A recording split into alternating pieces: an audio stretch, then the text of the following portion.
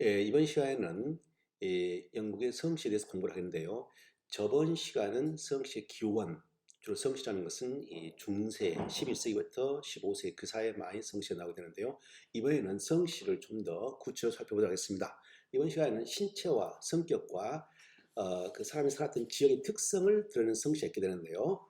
먼저 머리색과 얼굴색 특징을 나타내는 성씨가 있게 됩니다. 문자 그대로 블랙, 검은색, 브라운, 갈색, 화이트, 그레이, 이 GRAY와 GREY는 회색인데요.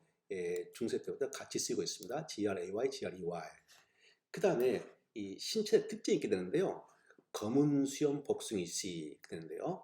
블랙버드인데 이 블랙 검은색과 이 BIRD인데요. 사실 BIRD가 아니고 비어드죠. BEARD.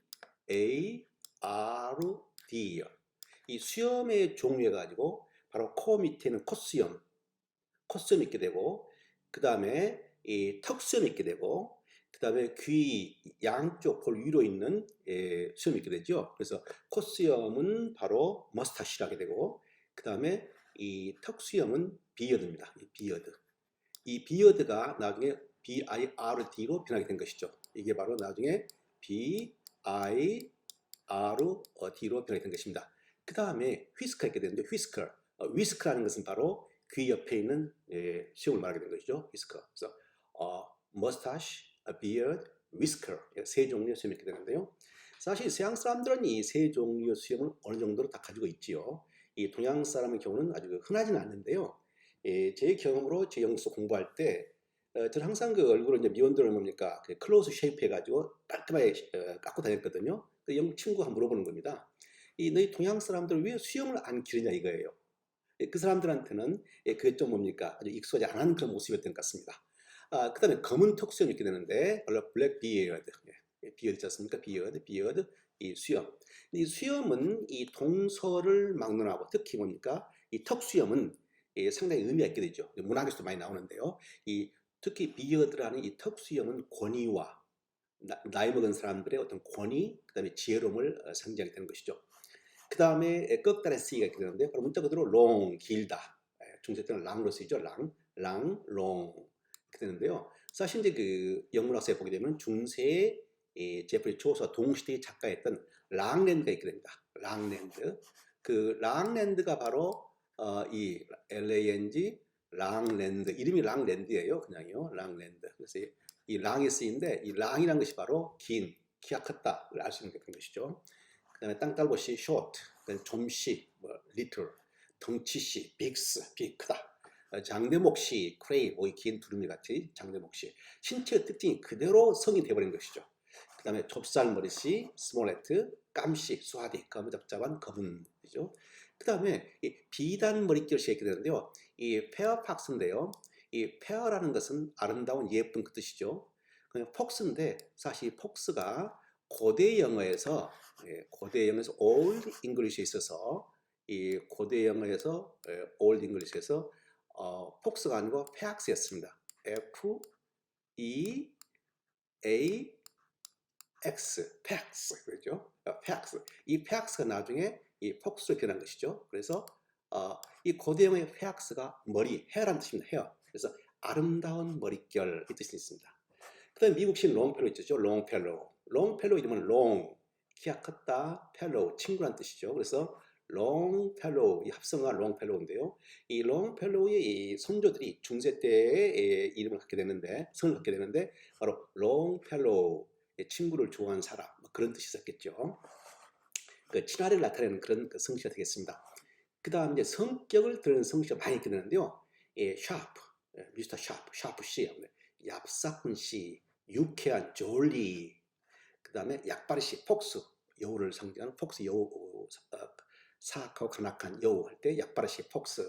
그 다음에 완벽주의자, 파르피트, 퍼펙트, 미스터 파피 하게 되는데요. 이 현대 영어의 퍼펙트와 같은 말인데 이 퍼펙트의 현대 영어 퍼펙트는 바로 중세 영어 파피트에 소개됩니다.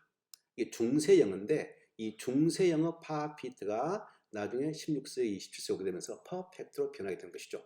그래서 완벽주의자 C, 그 다음에 무사태평시 careless, 그러니까 명랑시 게이 나오는데요.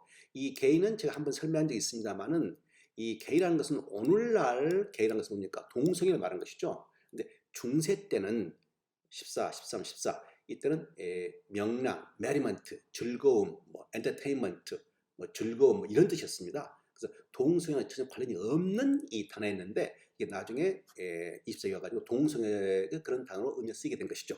즐거움, 기쁨 그런 뜻이에요. 그래서 미스터 게이 하게 되면 명랑시, 뭐 기쁨시 이런 뜻이죠. 그다음에 덜렁시, 기드맨, 기디, 경솔한 들뜬 무법자, 러블리스. 이 러블리스라는 것은 무법자도 있고 뭡니까? 쾌락을 즐기는 자, 뭐 마음대로 행하는 자, 뭐 아우틀로 이 그런 뜻이게 됩니다. 아우틀로 어떤 규약이랄지 법에 저촉당하기를 싫어하면서 마음껏 행동하는 사람. 그래서 러블레이스게 되죠. 그다음에 숙맥시, 심플. 그다음에 날쌘시, 스위프트. 아일랜드 유명한 작가 조나단 스위프트지 않습니까? 조나단 스위프트. 재빠른 음악인데요. 왈페시, 와일드, 와일드, 거친, 와일드, 오스카 와일드가 있겠습니까? 오스카 와일드. 그 다음에 얼간이 씨, 두엘리, 미남잡 씨, 잘생긴 사람, 벨, 고상한 씨, 노블, 사나이 씨, 하드 있게 되는데요. 이 사나이 씨, 하드라는 이 단어도 사실 고대 영어에서 나오게 되는데요. 이 고대 영어에 어떤 단어가 있는 거 아니요? 헤아드가 있습니다. 헤아드, H-E-A-R-D, 헤아드.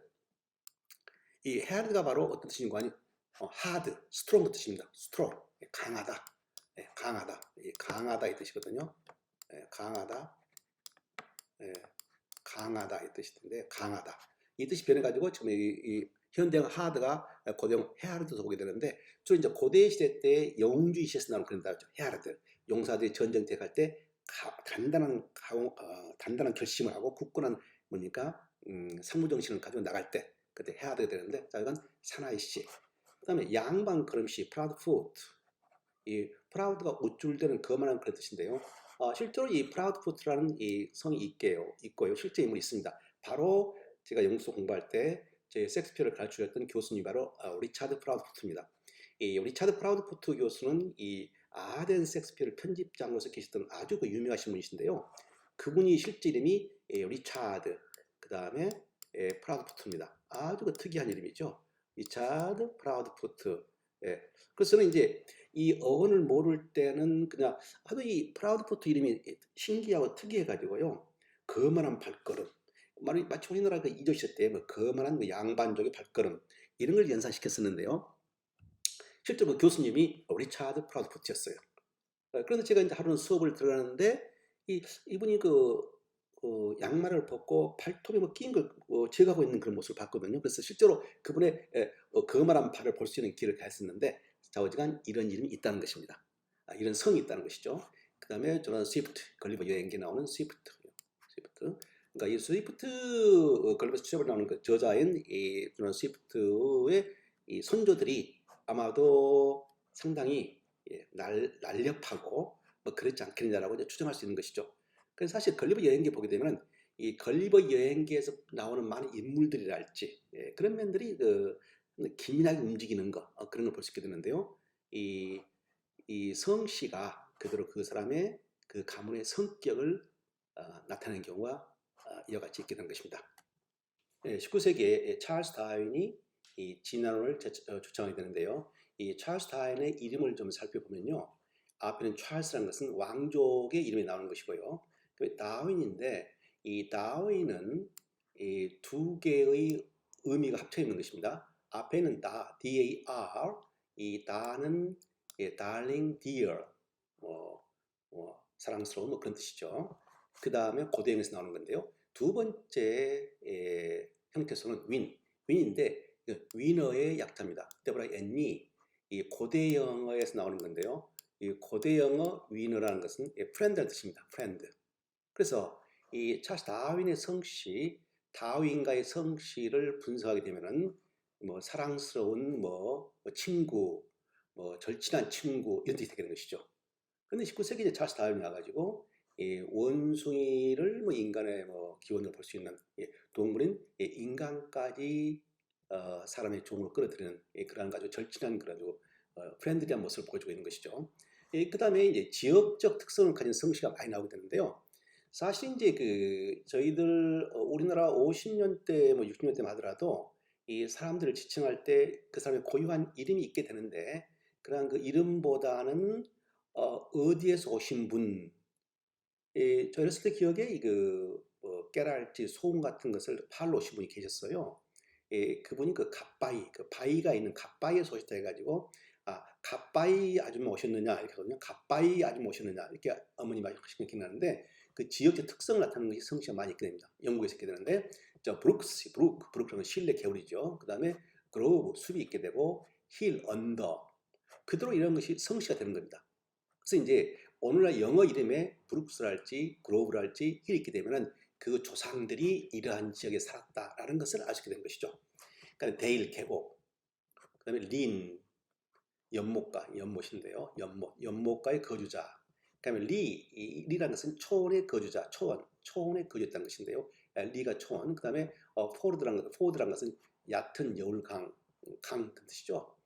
그래서 이제 제너럴 리, 그러니까 남북전쟁 때 남부의 장군이었던 최고의 장군이었던 리 장군의 선조들은 리 초원에 거주했다는 것을 알게 된 것이고, 그다음에 자동차왕 헨리 포드의 포드 가문은 아마도 그 강가, 여울 강가에 살았다는 것을 알 수 있게 된 것이죠.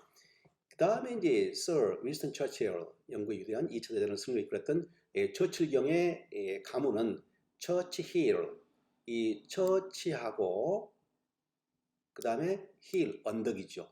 그러니까 교회가 있는 언덕, 여기에 살았던 선조들이 살았겠죠. 그래서 이제 그러한 그 지역의 특성을 나타내는 성씨가 그대로 내려오게 된 거예요. 그 다음에 아이작 뉴턴 같은 경우 마을 윤리학을 복잡하게 했던 뉴턴, 그 다음에 존 밀턴, 신랑을 지었던 대작가 존 밀턴 다 지역 이름입니다. 뉴턴이라는 지역, 밀턴이라는 지역, 그 다음에 아브라함 링컨이죠. 링컨이라는 지역이 되죠. 링컨이라는 지역. 이 아브라함은 성경에서 나온 이름이 된 것이죠. 아브라함. 그 다음에 조지 워싱턴, 또 지역에서 나온 것이고요. 그래서 어느 지역에 살았다는 것을 알 수 있게 되고 그 선조들이 어느 지역에 활약했고 살았고 알 수 있게 된 것이죠. 그래서 이제 이런 그 성씨를 보게 되면 그 가문의 어느 정도의 가계도라기보다는 뭡니까? 그 특성이랄지 지역이랄지 어떤 신체 특성이랄지 성격이랄지 어느 정도로 가름하게 되는 것이죠. 그렇다 해서 현재 그 성씨를 가지고 이름을 가지고 있는 그 사람이 그대로 가문의 뭐 성격이나 지역을 말한 것은 아니겠습니다만은 그 중세 때 성씨가 나오면서 그들의 기원, 어디서 기원됐는가를 알 수 있게 되는 것이죠. 그 다음에 이제 생계 수단인 직업명이 성씨가 된 경우가 있게 되는데요. 이 중세 때는 주로 이제 11세기, 12, 13, 14세기 장원을 중심으로 이제 마을이 형성이 되는 것이죠. 영주가 있게 되고 한 마을이 있게 되고, 근데 거기서 이제 그 장원들의 그 여러 종류의 사람들이 있게 됩니다. 그래서 이제 그 장원을 관리하는 사람, 마을에 있는 사람들의 직종과 연관을 성취하게 되는데, 먼저 잔디 깎는 사람, 모어죠. MOWER, 모어, 잔디 깎는 사람. 마더, MATH, 마더 C. 이 모어가 마더로 시대가 변하면서 철자가 변화된 것이죠. 그다음에 자유농민, 예어맨 C가 되는데 예어맨이란 것은 자유농민 향사 뜻이죠. 그래서 이제 중세의 계급 체계를 보게 되면은 신분제를 보게 되면 하늘은 하나님이 계시게 되고, 그다음에 지상 세계는 왕이 있게 되고, 그다음에 귀족들이 있게 되죠. 노블스. 그다음에 기사가 있게 되죠. 기사가 있게 되고, 그다음에 이제 자유민이 있게 되고, 그다음에 뭡니까? 중간 상인들이 있게 되고, 그다음에 토지 소유자가 있게 되고, 그다음에 소작인들이 있게 된 것이죠. 그리고 노예가 있게 된 것이죠. 그러니까 엄격한 신분 제도 하에 이루어진 것이 바로 중세라고 할 수 있게 된 것이죠.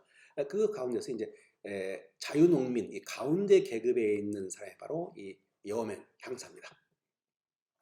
그다음에 이 영주의 숲을 관리하는 숲 관리인 포레스트가 FOREST 숲이라는 뜻이지 않습니까? 그래서 숲시인데 사실 숲 관리인, 영주의 숲을 관리한 사람. 산지기시, 파커시. 그다음에 장원저택 요리사, 국시가 되게 되고, 그다음에 장원직이 가드너, 장원을 영주의 정원을 관리하는 가드너시가 있게 되고, 양치기 셰퍼드가 있게 되고, 그다음 영주 술 관리인 버틀러. 버틀러는 집사인데요. 이 집사가 이제 술 관리해가지고 술을 관련 일을 많이 하게 되죠. 버틀러. 그다음에 이 매를 부리는 사람이 있게 되는데 포크너 시어. 이 포크너 것은 펠코너, 펠콘. 이 펠콘이 나중에 변해가지고 포크너로 변해 철자 변하게 된 것이죠.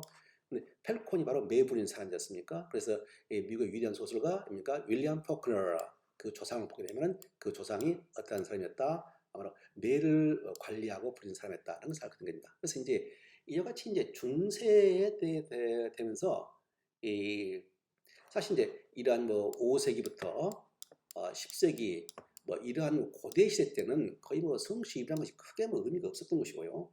뭐 귀족 집안이랄지 아주 그 유명한 사람 집안의 제하고는 이름이 별로 뭐 특이하게 성씨가 있는 것이 아니었고 그랬었는데 이제 중세 시기가 되게 되면서 서서히 뭡니까 농업이 주가 됩니다만은 다양한 종류의 직종이 나오게 되고 그러다 보니까 거기에 맞추어서 이제 이름이 세분화되게 되는 것을 알 수 있게 되는 것이죠. 성씨가 주로 중세시대 때, 중세시대라는 것은 11세기부터 15세기를 말하는 것이죠. 성씨가 중세시대 때 많이 나오게 되고 하게 되는데 이 성씨가 바로 중세시대의 사회상을 그대로 반영하는 경우가 많게 됩니다. 이 상공업이 발달하게 되면서 이 다양한 직종이 이제 분화되게 되는데요. 이 중세시대 때는 이 굉장히 그 조용한 것처럼 보이지만 사실상 내면 속에서는 엄청난 변화가 일어난 시대로 중세시대라고 할 수 있게 됩니다. 먼저 대학이 설립이 되겠죠. 유럽에서 이 본격적인 학문이 발달되는 게 중세시대고요. 대학이 형성이 되고 그다음에 이 탁발승이 나오게 되죠. 탁발승. 수도사들 탁발승이 나와가지고 일종의 이 청렴 결백 그리고 청민한 생활, 수도 생활을 강조하는 탁발승들이 나와가지고 유럽 사회 커다란 뭡니까 영향을 끼치게 되고 그 다음에 이제 바로 길드라는 뭡니까 상인 조합이 나게 되죠. 상인 조합. 이 세 가지가 바로 이 중세 시대의 커다란 개혁이 되는 것입니다. 대학이 나오게 되고 탁발성 나오게 되고 조합이 나오게 되는 건데요. 그와 함께 이 많은 그 직종들이 이제 본격화되기 시작합니다. 그래서 보게 되면 존 드라이버, 마부인 존 드라이버, 어, 뭐 카트, 뭐 짐마트를 끄는 사람, 존 드라이버. 이존 드라이버가 이제 가축을 소나 돼지를 도살업자한테 인도해 주시죠. 도살업자한테 이제 뭔가 배달하게 되는데요. 그래서 존 슬로터, 이 도살업자는 슬로터지요, 슬로터.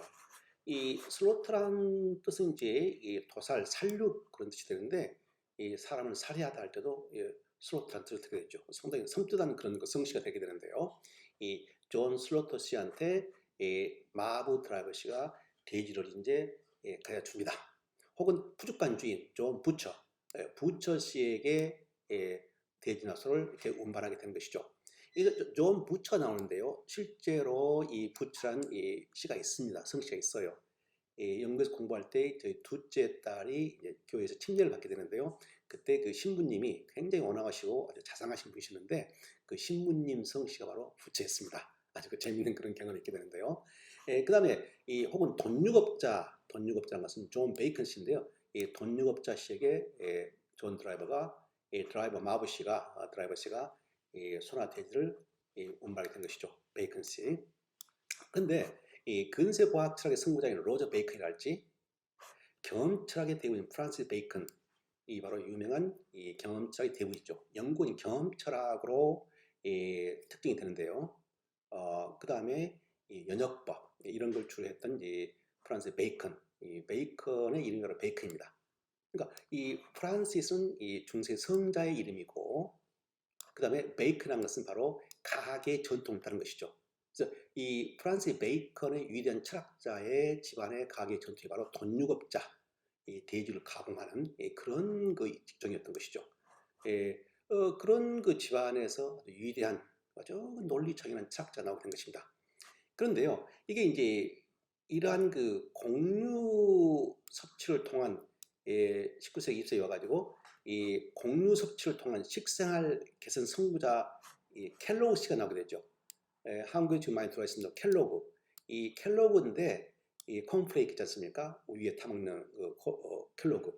이 켈로그 씨의 이름이 이 분석을 해보면 이 켈이 킬입니다. 킬. 죽이다. 그 다음에 이 로그인데요. 이 로그가 바로 호그, 돼지에 변화된 것입니다.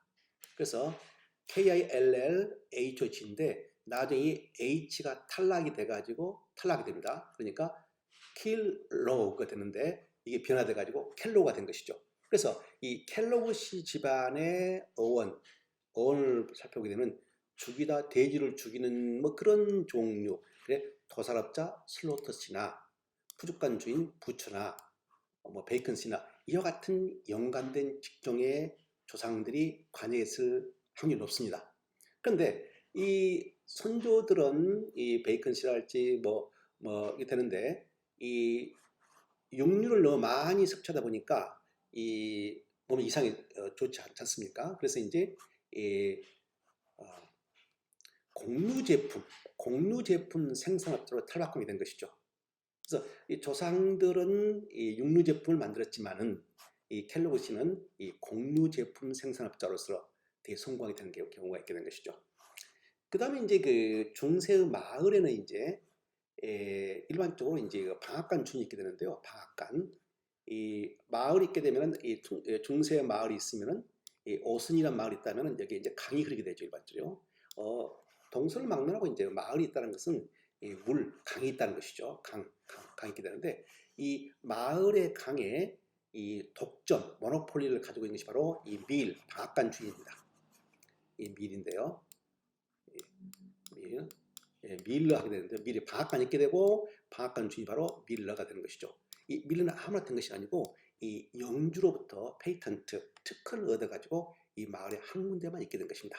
그래서 이제 이 마을 사람들이 추수해가지고 곡식을 빻은데 집에서도 빻을 수 있고 그렇지 않을 경우는 다 마을에 한 군데에 있는 방앗간에 가서가지고 이 곡식을 빻게 되는 것이죠.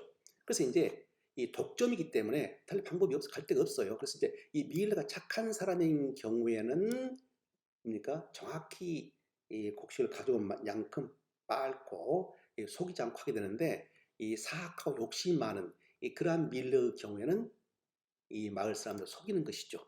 양을 속이고 뭡니까? 그 수고비를 또 몇 배로 부풀리기도 하면서 나오게 되는데 그러한 이야기가 이제 뭡니까?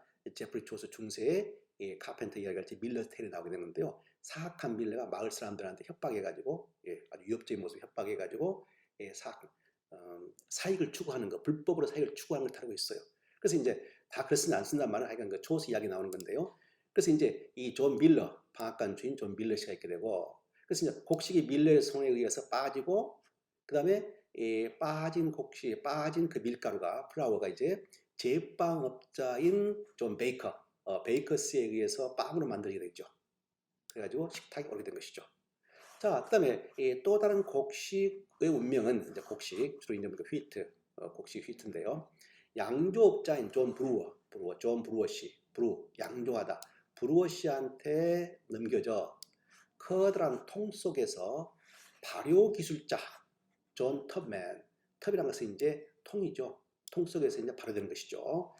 그 다음에 손에 의해서 술이 제조가 되어가지고 술로 되어가지고 그 다음에 통 제조업자 술통이죠. 술통 제조업자 존 쿠퍼 씨에 의해서 술통에 채워져 가지고 술집 주인 존 태번 이 태번이라는 것이 뭡니까? 선술집이죠. 존 태번 씨에 넘겨져서 손님을 기다리게 됩니다.